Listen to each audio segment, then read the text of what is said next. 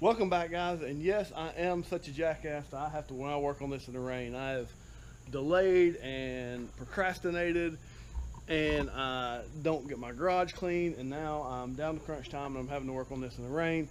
This is my 1999 Jeep that I am doing a complete front and rear axle swap on. Dan 30 in the front, which was stock, but I'm putting 488 gears in it. Rear is going to go to an 8.8, also a 48 gears. I'm trying to do this all on my own in my driveway. That's a challenge. Oh, I'm also building a long arm suspension.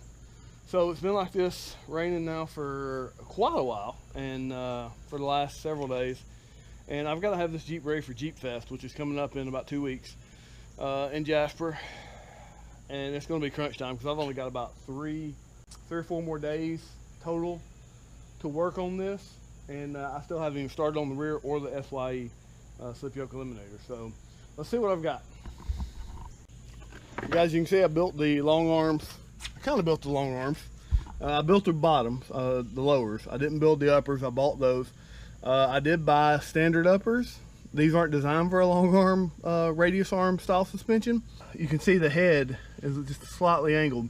If you bought some specific to long arms, that the ears there would be a little bit angled this way so that they fit that top mount a little bit better. It's like that on both sides. It's not going to be an issue the way I have this clocked. However, I am going to go ahead and start building a new set of uppers that have ears that are angled. Got the new Bilsteins in, so that's done. We'll go over a checklist here in a minute of things I've done, things I still need to do. Everything is basically bolted up. Michael bolted up. Everything is basically bolted up. I've still got to torque, tighten, fill full of fluid, that kind of stuff. Brakes are on. These are the power stop brakes that I have another video of me installing, and I bought the wrong rotors. So these rotors will fit on this axle because I bought the correct hubs to fit these rotors. So this axle has the 48 gears in it. I bought it that way. There was a few things I had to do to modify this axle. This sway bar mount was snapped off and was non-existent, so I had to cut that off my old axle and weld that on. I had to get new bump stops. These are the stock, not stock, but these are the 2.5-inch Rusty's springs. I had a 2.5-inch Rusty's lift on it at the time. I did not go and buy new springs. I did want to go up to 4 inches. So I got these spacers, which are Daystar. Yeah, they're Daystar. Daystar spacers, and those are actually 2 1/4-inch spacers because I do have a winch and stuff like that on the front.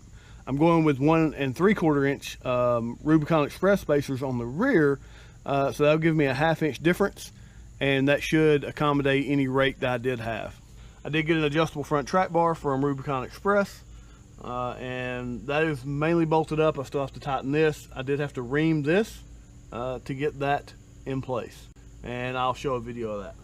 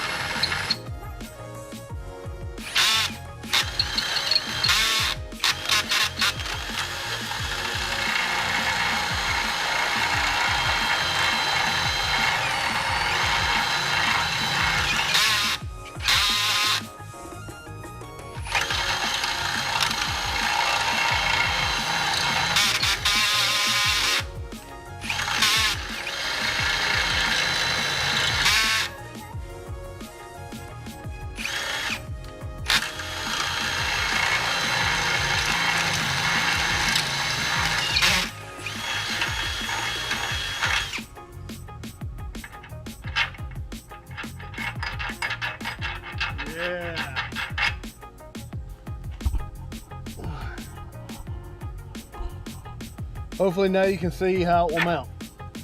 So hopefully that'll work and won't cause any death wobbles.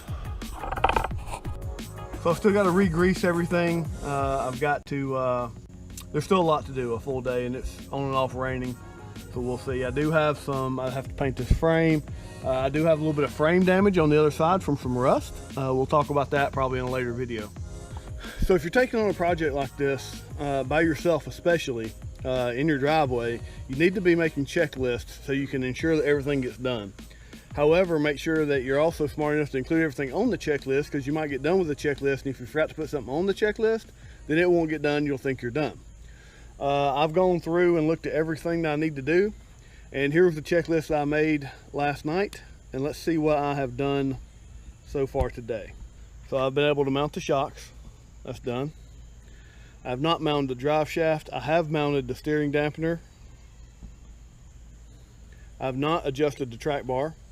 I have bled the brakes, which I know I'm putting a rear in, and that's going to cause me to have to re-bleed them, but I do want to drive it before I put the rear in to make sure I don't have any death wobble, things like that. I have not filled the front with fluid. Torquing bolts, what have I done? I have not done the control arm bolts. I have not done the upper control arm bolts. I have not done the castle nuts. I have not done the track bar bolts to the frame or the axle. Actually, I did the frame. I have not done the axle. Brake lines at the caliper, done, because I bled them. Drive shaft bolts, not done. Steering dampener, not. Oh, yes, I did do that. Steering dampener at the axle. So here's my checklist for the rest of the day. This is what I want to get done today. If I get all this done today, then I can put the tires back on and get it back down, and we can see what it looks like with that extra lift on the front and no lift on the rear yet. All right, so I'm gonna go ahead and get these castle nuts sorted. If I can find some cotter pins. I may not have cotter pins. I forgot to get them at the store. If not, I will go to start torquing the control arm bolt. So I have 3 of them, 3 5/8.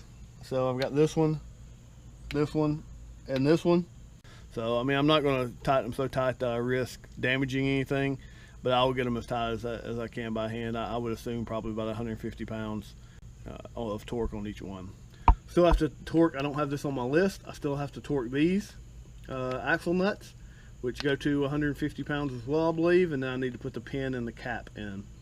I haven't done that yet. These are Chromoly axle shafts, and then I need to grease all the fittings. So I've got my axle dust shield grease fittings. I've got all my grease fittings on all my steering, my knuckles, ball joints. Oh, and these joints have grease fittings.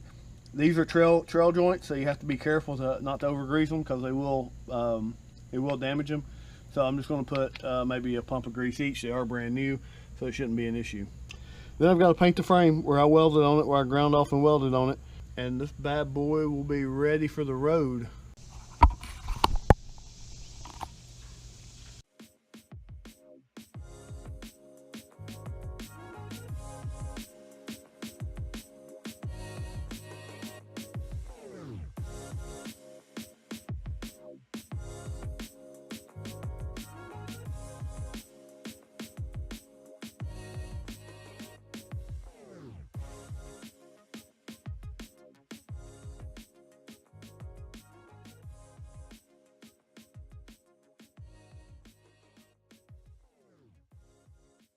I did take it for a test drive. I did take it up to about 45, 50 miles an hour.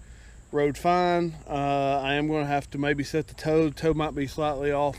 I didn't hit any hard bumps at too much speed.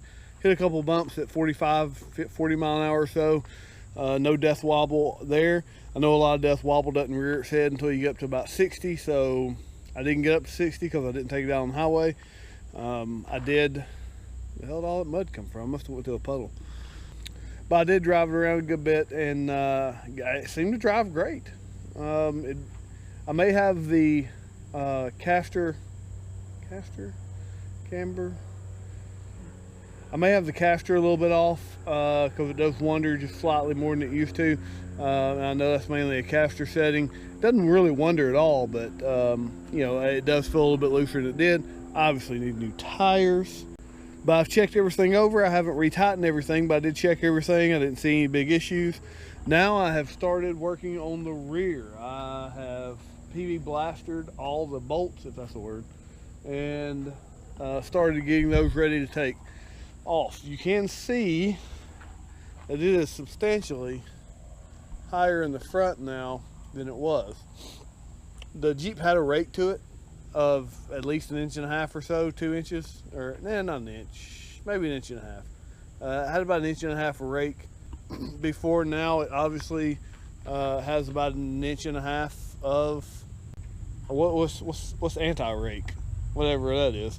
It's sitting up in the front by about 1.5 inches, which that will be solved whenever I put the rear in and I lift the rear a little bit more. The distance between the fenders and tires is substantially more. I wish I had a comparison shot, but I didn't take one. And getting that up off the fenders, getting the fenders up off the tires is going to make a big deal, especially in the back where I was rubbing. I was rubbing right here, and you can see right here in the back whenever I'd go over a hard bump. Getting it up another couple inches in the back will definitely stop that. But now it's starting to rain again, so I got to put the top on the Jeep. But thanks for watching, and tune back in as I start the rear here very soon. And hopefully the slip yoke eliminator. I literally have 2 weeks before the Jeep Fest, and I've got to get all this done in time. It's going to be a time crunch, but we're going to make it happen. But guys, thanks for watching, and if you like what you see, then hit the thumbs up, hit the like, hit the subscribe button, and have a great day.